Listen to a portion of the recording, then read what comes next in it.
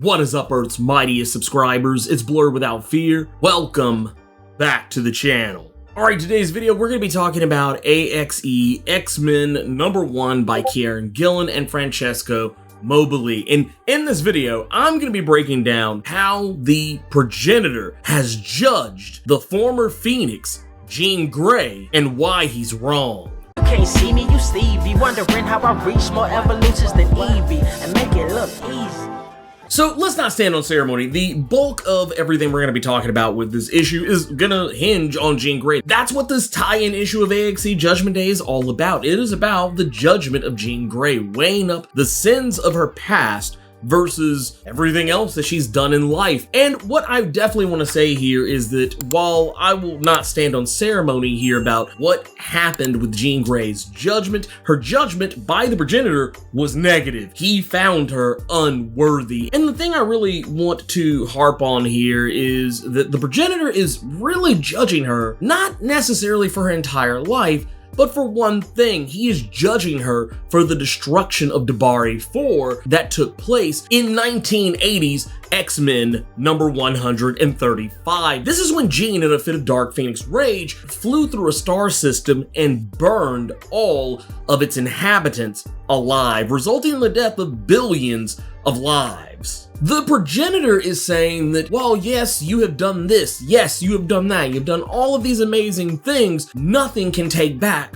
what you did when you snuffed out all those lives. And while I will definitely say that of everyone I think that has been judged thus far, that has been judged favorably, none of them can really be accused of having killed billions of people. But here is where I'm gonna say that the Progenitor is wrong. And I'm not saying that he hasn't been wrong before in regards to the various characters he's judged. I think he has been. But I feel like in this particular instance, he's not weighing all things correctly or accurately for that matter. First and foremost is that he's not taking into account a lot of the things that she has done in the past, even as the Phoenix. Let's just focus on the Phoenix for that matter. We can't forget that in 1977's X-Men #108, she helped heal the M'Kraan crystal. The crystal that is basically the nexus of all realities in the universe, and she helped heal it at great peril to herself, and she saved an entire universe. I think saving the universe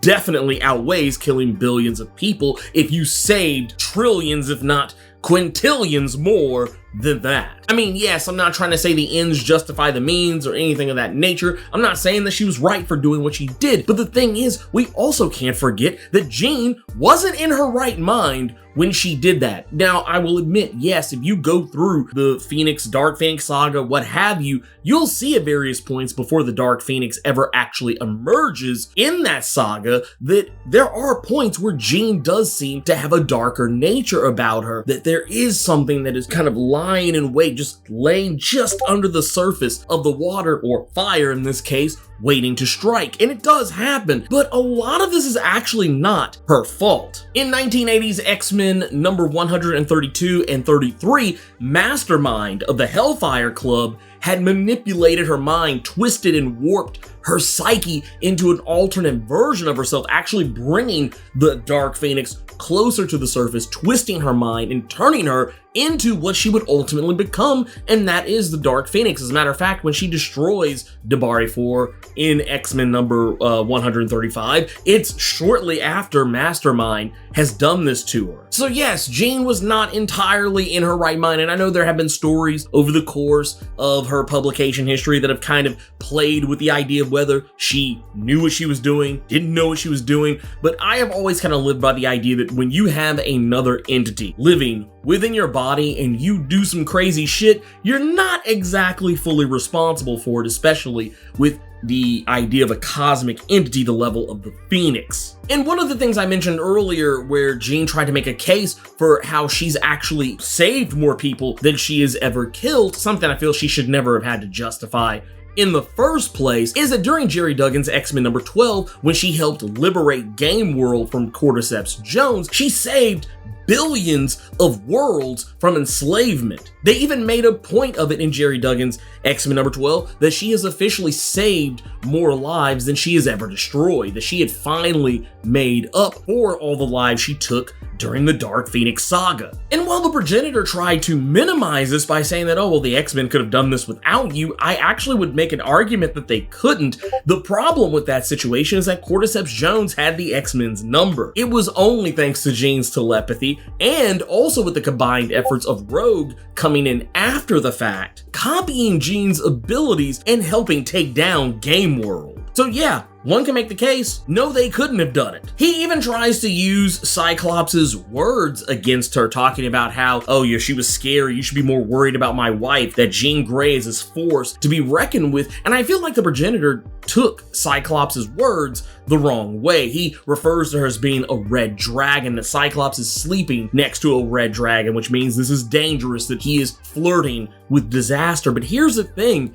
about a red dragon. A red dragon is only dangerous if you're on the wrong side of it. And I feel like anyone who has anything to fear from Jean Grey is typically on the wrong side. Even Sinister at a point in this book has to admit that Jean is exceptional, that there is no one in the universe quite like her, and while it's in a roundabout way a compliment, he is actually not incorrect. He even points out how he has tried to clone Jean on multiple different occasions, and the best he could ever come up with was Madeline Pryor, and we all know how that turned out. This is one of those situations where I feel like, and once again, as I said earlier, this isn't the first time I've felt that the Progenitor has misjudged certain characters. I feel like certain characters have been unfavorably found unworthy for reasons that don't really make a whole lot of human sense. Like in the videos where I've talked about this, I've always kind of maybe seemingly appeared to have agreed with the Progenitor's judgments. I've seen some people say that, nah, that's not actually true. When I explain why he judges people the way that he judges them, it's because I get the reasoning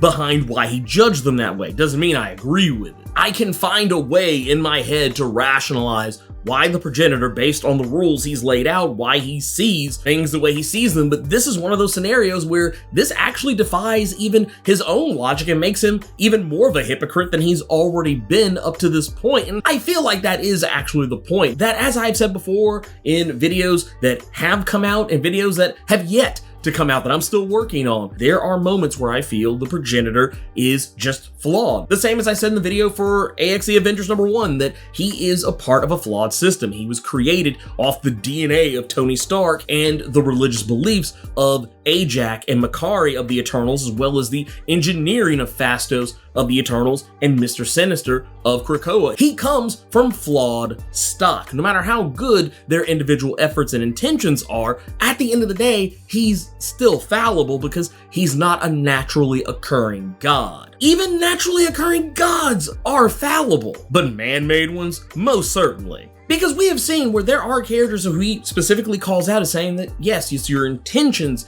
that I am judging, not so much the actual result of your actions. And while, yes, Jean did intend to destroy a star system, it wasn't necessarily her intention alone. That was the Dark Phoenix working through her. And regardless of all that, she's also had intentions to do great good both before, even during, and after those events. So this is one of those situations where I'm probably going to be a little more open about calling the Progenitor's bullshit in this, because that's exactly what it is. I feel like the Progenitor doesn't really fully truly know what even he wants, because at the end of it all, while he is judging all of humanity, mutant, humans, superhumans, whatever, who's gonna judge him? Is he worthy of judging any of these people? Is he even worthy of rendering judgment upon an entire planet of this magnitude when he himself is flawed? That said, there are some very interesting concepts that come up in this book. There are multiple points where there are things brought up regarding the potential outcome of A.X.E. Judgment Day and the people who have been lost,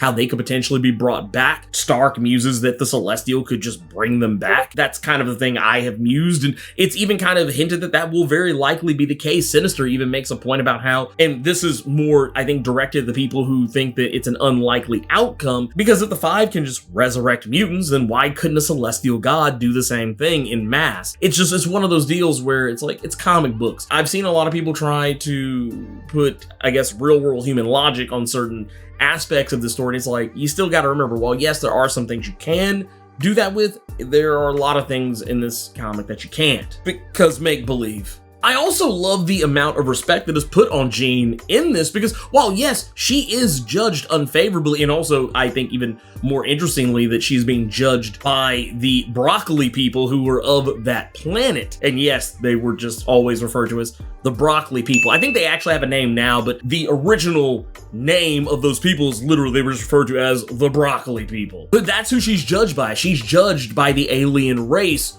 who she wiped out. But also at the same time, while all of this is going on, she even gets the opportunity to prove just how badass she is, using her Omega level telepathic powers to maintain open communication between the Avengers, the X-Men, and the Eternals all at once, while also facing down celestial judgment and telekinetically parting a miniature sun inside of the Celestial and protecting all of her allies from it. She literally pulls a Moses in this issue. She parts the Red Sea, only in this case, it's actual fire as opposed to water. There's also a lot of Jesus symbolism in this as well, because this is a point where we actually see Jean with what appears to be nails in her hands while she's facing celestial judgment. I thought that was a pretty nice touch too. So there's a lot of really cool things, even some nods to Charles Xavier's sanctimony, even going back as far as the earliest issues of X-Men and his problematic attitude and behaviors. And beyond all that, Jean in this issue, despite being judged unfavorably, and while it does hurt her feelings, she doesn't just sit there and mope about it.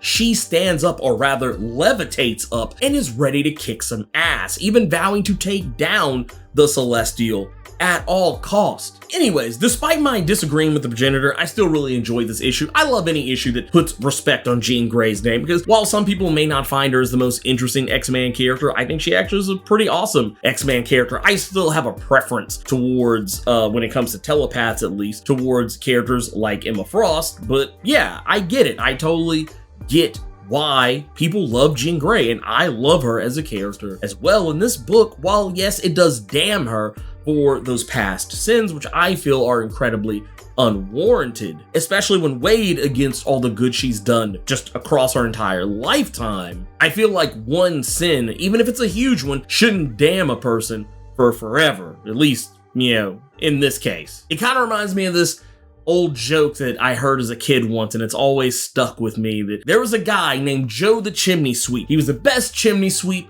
that there ever was. Swept chimneys all across the globe. That was his name, and that's what everybody knew him for. Joe, the best damn chimney sweep in all the world. And then he sucked one.